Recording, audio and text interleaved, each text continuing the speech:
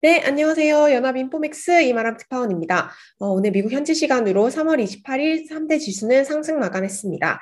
장중에 3대 지수가 등락을 거듭하면서 명확한 방향성을 나타내지 못했지만 결국 상승 마감을 했는데요. 시황 같이 보겠습니다. 네, 오늘 다우 지수 전장 대비 0.27% 상승 마감을 했습니다. S&P 500 지수는 전장 대비 0.71% 상승 마감했습니다. 나스닥 지수는 전장 대비 1.31% 상승 마감을 하면서 가장 큰 폭의 상승세를 보였습니다. 오늘 섹터별로 에너지, 자재, 그리고 금융주를 제외한 전 영역이 상승을 했습니다. 에너지주 같은 경우 유가 급락에 따라서 하락을 했고요. 금융주 역시 국채금리 스프레드 역전 및 금리 상승에 따라서 하락을 했습니다. 하지만 기술지를 반등한 이외 업종은 상승하는 흐름을 보였습니다. 네, 오늘 장중에 여러 재료가 나왔는데요. 혼재되는 재료가 나오면서 주가에 복합적인 영향을 줬습니다. 우선 우크라이나와 러시아와 관련돼서는 이제 러시아와 우크라이나가 내일 이제 현지 시간으로 내일인 29일 터키에서 5차 평화회담을 열 예정입니다. 이제 회담을 앞두고 우크라이나 대통령이 돈바스 지역의 영토 문제를 논의할 수 있다는 이제 유연한 입장을 밝히면서 회담 성공 가능성에 대한 기대감이 높아졌는데요. 한번 이거와 관련해서 지금까지 중요 사안에서 러시아와 우크라이나가 성과를 내거나 돌파구를 마련하지 못했다라고 얘기를 했습니다. 전쟁 관련 이슈는 계속해서 이어지고 있는 상황입니다. 네, 오늘 또 이제 전해진 조금 증시의 부정적인 소식입니다. 중국에서 코로나가 이제 다시 폭증세를 보이면서 이제 상하이 지역이 부분적인 셧다운에 들어갔다는 소식이 전해졌습니다. 당국이 상하이를 이제 2단계에 걸쳐서 이제 봉쇄를 하는 것으로 알려졌고요. 상하이가 금융 경제 중심이기도 하고 특히 원자재 등에 있어서는 굉장히 핵심적인 시장인 만큼 이 상하이 봉쇄 소식은 상당히 투자 심리를 악화하는 요인으로 작용을 했습니다. 하지만 또 이 뉴스가 양면적으로 움직이긴 했는데요. 네, 이제 중국이 세계에서 가장 많이 원유를 수입하고 또 원유를 굉장히 많이 활용하는 나라이기 때문에 이제 상하이 봉쇄 소식에 원유에 대한 수요가 조금 줄어들 수 있다는 기대감에 유가가 8% 이상 급락을 했습니다. 오늘 WTI 가격이 8% 이상 하락을 하면서 104달러대로 내려섰고요. 거의 100달러보다는 높은 수준이긴 하지만 최근 수일간에서는 가장 낮은 수준으로 떨어졌습니다. 5월물 브렌트유 가격도 7.4% 이상 하락을 하면서 배럴당 110달러 선으로 내려섰습니다.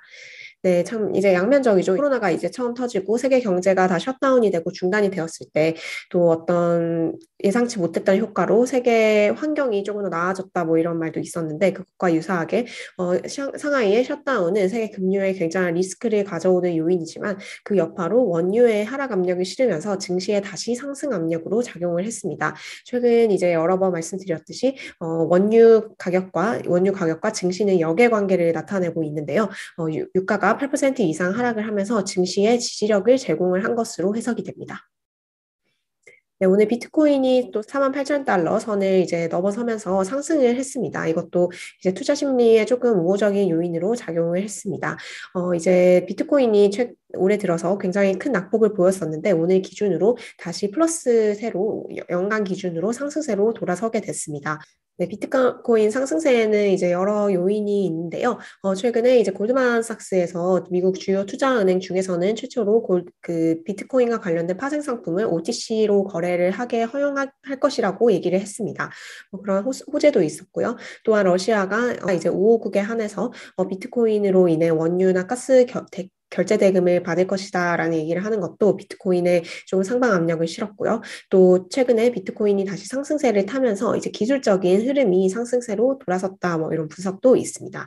어쨌든 비트코인이 다시 상승을 하면서 위험 심리에 조금 힘을 실어줬습니다. 네, 오늘 뉴욕 현지 시간으로 월요일인데요. S&P 500 지수가 2주 연속 이제 상승하는 흐름을 보이면서 순조로운 출발을 보였습니다. 나스닥도 1% 이상 상승을 했습니다. 네, 증시가 상승을 했지만 이제 주가가 어떤 호재가 있어서 급격하게 좋은 모멘텀을 타고 상승했다기보다는 추가 하락이 계속 저지가 되면서 지지선을 타고 올라간 흐름으로 해석이 됩니다. 오늘 이제 종목별로 보면 테슬라가 8% 이상 또 급등을 했는데요. 이날 테슬라가 다음 주주회의에서 회의에서 주주들의 동의를 얻으면 또 추가 주식 분할을 하겠다고 발표를 했습니다. 이제 테슬라는 앞서 과거에도 이제 5대1의 주식 분할을 단행을 한 적이 있는데요. 주식 분할을 발표한 이후 테슬라의 주가는 2배 가까이 올라선 상태입니다. 통상 이제 주식 분할을 하면 뭐 삼성전자도 했었고, 네, 구글도 주식 분할을 했는데요. 주식 분할을 했을 경우 투자자들이 이 주식에 대해서 근접할 수 있는 어떤 배리어가 낮아지기도 하고 또 훨씬 더 유동성의 유입이 쉬워진다는 점에서 강세 요인으로 작용을 합니다. 테슬라 이제 오늘 8% 이상 올랐고요. 네, 애플 같은 경우 오늘 강보한 마감을 했습니다. 애플이 다음 분기에 아이폰 SE 생산 규모를 기존 계획보다 20%가량 축소할 것이라고 공급업체들에게 통보를 했다라고 밝혔는데요. 그럼에도 불구하고 애플 주가는 지지력을 보이는 모습을 보였습니다. 이외 마이크로소프트와 엔비디아, 아마존 2% 안팎 상승을 했고요. 구글 모회사, 알파벳 0.3% 상승 마감을 했습니다.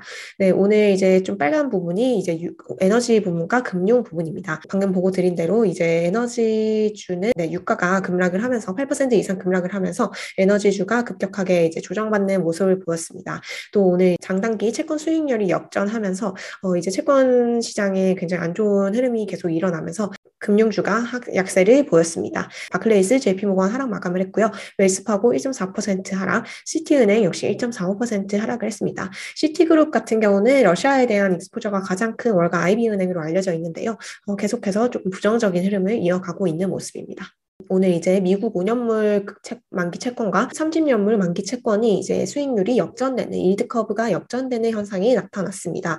이는 2006년 이후 처음으로 일어나는 일입니다. 이미 금융위기 이전에 일어난 이후 거의 몇 년 만이죠? 2016년 거의 뭐 15년, 16년 만에 처음으로 이제 수익률 역전 현상이 일어나게 됐습니다. 이제 다들 아시겠지만 채권 시장에서 장단기물의 수익률이 역전되는 것은 통상 경기 침체의 전조 신호로 해석이 됩니다.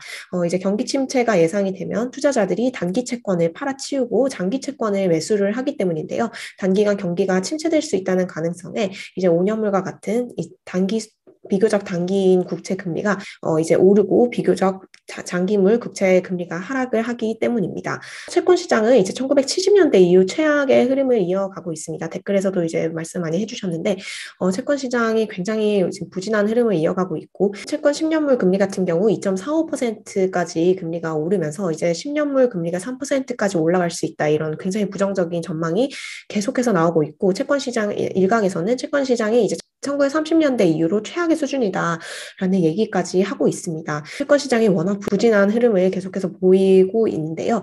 이제 경기 침체 신호를 보는 것은 5년물과 30년물 수익률 역전도 굉장히 큰 이슈이긴 하지만 보통 이제 2년물과 10년물 국채금리 역전을 많이 경기 침체 신호로 해석을 합니다. 이제 수익률 역전 현상이 일어나면 대부분의 경우 경기 침체가 발생을 했는데요. 계속해서 연준의 굉장히 본격적인 긴축이 예상이 되는 상황에서 경기 침체의 이슈가 지금 어떻게 흘러가는지에 대해서 이것이 또 이제 시장의 새로운 테마가 되지 않을까라는 생각이 듭니다. 하지만 이제 채권 시장에 비해서 주식 시장은 비교적 견조한 흐름을 보이고 있는 모습입니다.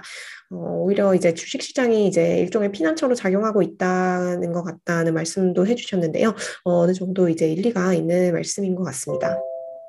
네, 이제 모건 스탠리 분석가 발언입니다. 이제 계속해서 연준이 경제를 일부 위축하는 국면으로까지 이제 앞서 연준 인사들이 필요할 경우 경제를 소폭 위축시키는 수준까지 금리를 올려야 한다고 언급을 여러 번 했었죠. 그렇기 때문에 연준이 연방기금 금리를 거의 3%에 가까이 경제를 소폭 위축시키는 수준으로 올릴 수도 있는 상황에서 커브 수익률 곡선은 결국 인버트 역전이 될 것이다라고 얘기를 했습니다. 네, 이제 채권 시장 참가자들의 이슈는 과연 이 연준이 금리를 인상을 하면서 경제를 연착륙시키면서 금리를 인상할 수 있을 것인지가 이제 초미의 관심사가 될 것으로 보입니다.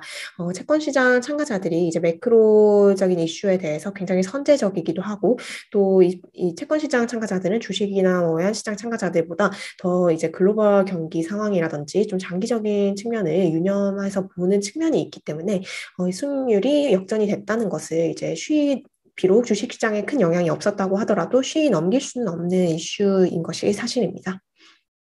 네, 계속해서 장단기 금리 차이에 대한 이제 월가의 어떤 분석이 계속해서 나오고 있습니다. UBS입니다. 이제 베이스 케이스 우리가 기본적으로 전망하고 있는 기본 시나리오는 미국 경제가 avoid a recession, 이제 경기 침체를 피할 수 있다라는 것이다라고 얘기를 했습니다. 지금 당장 그 경기 침체가 올 것이라고 생각하지 않는다라고 했지만 투자자들은 더 높은 고금리 환경에 대비를 해야 한다라고 얘기를 했고, 통상 중앙은행 긴축기에 이제 호조를 보이는 금융주 그리고 가치주에 조금 더 비중을 주고 투자를 해야 되지 않겠냐라는 추천을 했습니다.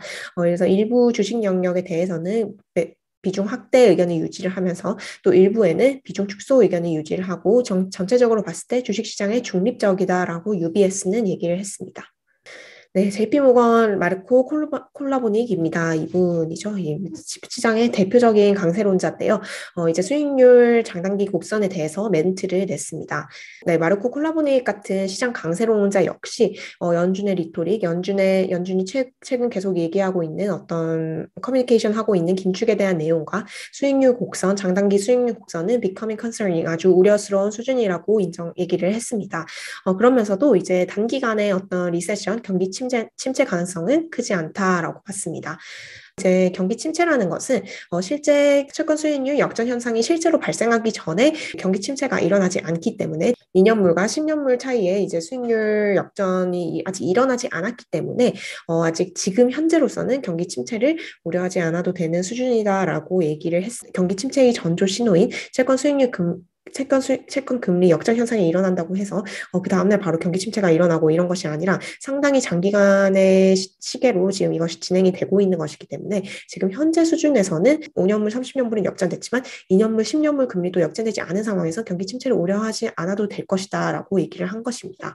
네, 또 이 얘기를 했는데요. 연준이 이제 많이 보는 것으로 알려진 3개월과 10년물 국채금리 격차 같은 경우에는 이제 플래트닝 현상이죠. 이제 점점 평탄화되는 것이 아니라 오히려 스티프닝, 더 넓어지고 있기 때문에 그 격차가 아직은 우려할 수준이 아니라고 지적을 했습니다. 네, 이렇게 얘기를 했죠. 아직 우리는 리세션, 경기 침체가 베이스 케이스 아니고 심지어 유럽에서도 경기 침체는 베이스 케이스가 아니다라고 JP모건이 얘기를 했습니다.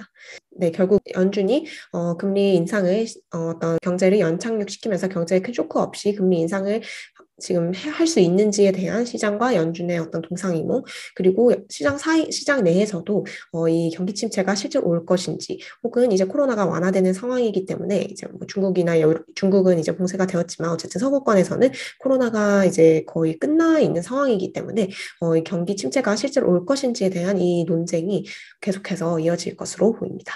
참 이게 경기 침체라는 것 선행적으로 알기가 굉장히 어렵기 때문에 계속해서 이런 노이즈가 계속해서 이어질 것으로 보입니다. 골드만삭스의 경우 이제 경기 침체를 예견한 하우스죠. 골드만삭스의 경우는 그럼에도 불구하고 주식을 좀 매수해라 뭐 이런 추천을 했는데요.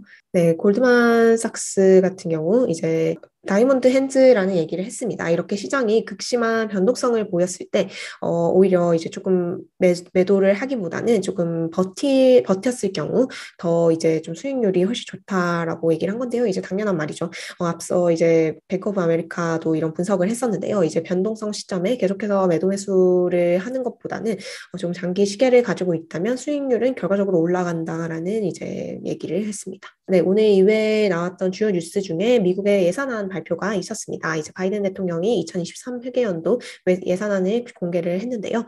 이제 규모는 5,800억 달러 규모입니다. 또 2023년도 예산안에서는 국방비가 이제 4%가량 증액이 되었고요. 전체적인 역내 투자 비용은 7%가량 증액이 되었습니다. 이제 또 부자 증세라고 하죠. 부자 증세와 법인세 인상 또한 발표를 했는데요. 이를 통해서 이제 연방재정 적자를 앞으로 10년간 1조 달러 이상 감축할 것이라는 계획을 발표했고요. 억만장자에 대한 최저소득세도 20%로 제한을 했습니다. 1억 달러 이상의 고소득자나 가구에 대해서 20%의 최저소득세를 부과하는 내용을 골자로 하고 있고요. 여기에는 주식과 채권과 같은 유동자산의 비실현 이익도 포함이 되게 됩니다. 네, 또 다른 지금 시장의 큰 이슈 중에 하나는 달러 강세입니다. 지금 달러화 지수가 IC 달러화 주요 6개 통화에 대한 달러 가치를 반영하는 IC 달러 지수는 지금 99를 돌파한 상태입니다. 달러가 이제 초강세를 보이고 있는 상황인데요. 이거는 이제 연준이 매우 긴축적인 정책 스탠스를 밝히면서 달러화가 이제 귀해졌기 때문에 강세를 나타내고 있는 흐름으로 해석을 할 수가 있습니다.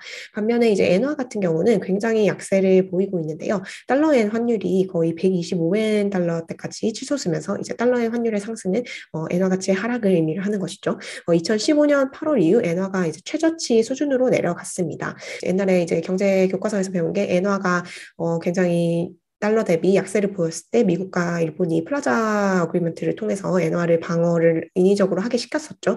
하지만 지금 상황은 조금 달라진 모습인데요. 엔화 약세에도 불구하고 이제 미국과 일본 당국이 이것을 용인하고 있는 상황으로 지금 해석이 됩니다. 엔화 약세는 이제 일본 제조업체, 수출업체에게는 호재죠. 왜냐하면 엔화가 약세이기 때문에 일본 기업들의 비용 부담이 떨어지고 또 미국과의 제품 경쟁에서 비교적인 환율 우위를 점할 수 있기 때문입니다. 반면에 미국 같은 경우는 지금 인플레가 굉장히 심한 상황이죠. 8% 안팎의 인플레가 보이고 있는 상황이기 때문에 일본 가격이 환율 이슈로 인해서 더 내려가게 된다면 일본 제품의 가격이 환율 이슈로 더 내려가게 된다면 오히려 미국 소비자들이 일본 제품을 더 싼 가격으로 살 수 있는 호재이기 때문에 양 당국이 이 환율 흐름을 지켜보고 있는 것으로 보입니다. 환전하려고 보니 원달러 환율도 굉장히 많이 오른 상황이더라고요. 달러화 강세가 계속되고 있습니다. 네, 주가가 강한 반등 동력을 찾지는 못한 모습이지만 그래도 오늘 비교적 견조한 흐름을 보였는데요. 이번 주에 가장 중요한 경제 지표로는 금요일 날 발표되는 미국의 고용 지표가 있습니다. 네, 계속해서 미국 주식은 경기 지표를 보면서 이 침체 가능성에 대해서 진지하게 고민을 해갈 것 같은데요. 네, 오늘 제가 준비한 소식은 여기까지고요. 내일도 뉴욕 증시 정보와 함께 인사드리도록 하겠습니다. 들어주셔서 감사합니다.